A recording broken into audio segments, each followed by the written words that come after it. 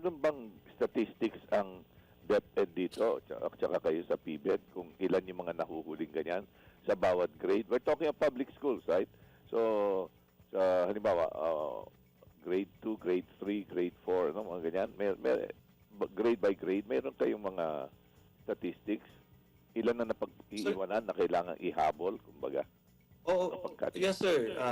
Opo, so marami po actually yung mga statistic at the numbers just in terms of let's say our performance in literacy, no? Kung titingnan po natin diyan ay katulad po ng sinabi ninyo, titingnan natin let's say for sa trends in international mathematics and science study or TIMSS, no? Tayo po, kung titingnan natin, anong edad yun? ano yan? Sir Bat? Nasa ano po yan, no? Parang grade 8 and then grade 4 yung mga tinest natin. Tinest po dyan sa TIMSS na test na yan. At nung 2019, yung performance po, no, ng ating grade 4 levels, last po tayo, dead last po tayo, 58 out of 58 in participating countries sa Trends in International Mathematics and Science Study or TIMSS in both subjects for both mathematics and science. Meron din po high school yung mga yun ngayon. Oo, anong napala nila? Ano naging kapalaran nila? Opo. So, kung titingnan po natin, sir, kasi nga po because of this... Nasusundan ba sila, Sir Bal? Kasi yung 2019, mga grade, ano bang grade yung tinest noon ng TIMSS? Grade 4 and grade 8, sir. Okay. Mga graduates na sila ng high school by this time.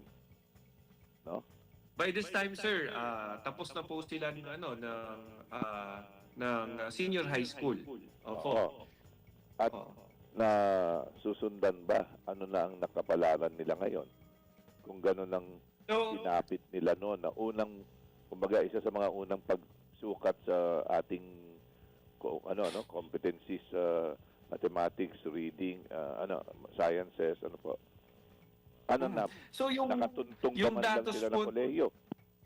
Opo. So yung datos po na yun, sir, kung titingnan po natin, meron pong nilabas, no, particularly doon po sa ating ELNA or Early Language Literacy and Numeracy Assessment na ginagawa po ng DepEd. Kung susundan po natin longitudinally ay yung mga nag-senior high school na po sa panahon ngayon, actually 99 ay yung pinaka malungkot po na numero ay 99.5% ng ating mga senior high school graduates ay gumagraduate sa ating basic education without mastery of the core competencies required para sa kanila. So 99.5 Halos lahat. halos po lahat. Hindi po niya naaabot yung tamang competency na sinet for a grade 12 na graduate. So nakita po natin na from the assessments, no, related assessments nung nasa grade 8 sila, nasa grade 4 sila nung 2019 through the TIMSS at ngayon po sa ELNA, nakita po na nandoon po talaga yung kakulangan, no, particularly doon sa mga basic skills ng literacy at numeracy.